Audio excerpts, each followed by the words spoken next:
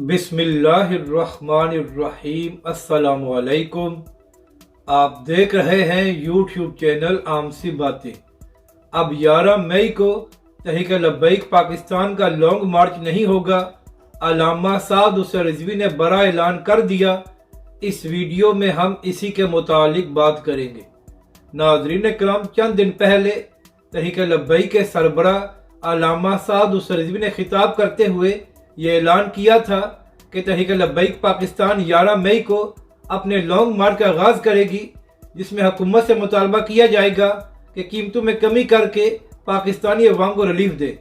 तो नाज़रीन किराम, जैसे ही अल्लामा साद हुसैन रिजवी ने यह ऐलान किया कि तहरीक लब्बैक पाकिस्तान 11 मई को अपने लॉन्ग मार्च का आगाज़ करेगी, तो उसके बाद PTI के लोगों ने तहरीक लब्बैक पाकिस्तान और अल्लामा साद हुसैन रिजवी पर तनकीद करना शुरू कर दी कि एक तरफ पंजाब में 14 मई को इंतखाबात हो रहे हैं और दूसरी जानब तहरीक लब्बैक पाकिस्तान ने 11 मई से अपने लॉन्ग मार्च का ऐलान कर दिया है। यानी कि नाज़रीन किराम, PTI के लोगों ने तहरीक लब्बैक पाकिस्तान और अल्लामा साद हुसैन रिजवी पर यह इल्ज़ाम लगाया कि तहरीक लब्बैक पाकिस्तान इसलिए 11 मई को लॉन्ग मार्च कर रही है ताकि पंजाब में इंतखाबात न हो सके और हालात ख़राब हों।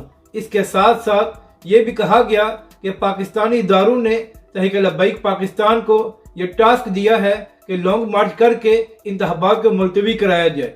तो आज नाज़रीन किराम, इसी हवाले से तहरीक लब्बैक पाकिस्तान की मजलिस शूरा का एक अहम इजलास हुआ है और उसमें मुतफ़िक़ा तौर पर यह फैसला किया गया है कि अब 11 मई को तहरीक लब्बैक पाकिस्तान का लॉन्ग मार्च नहीं होगा।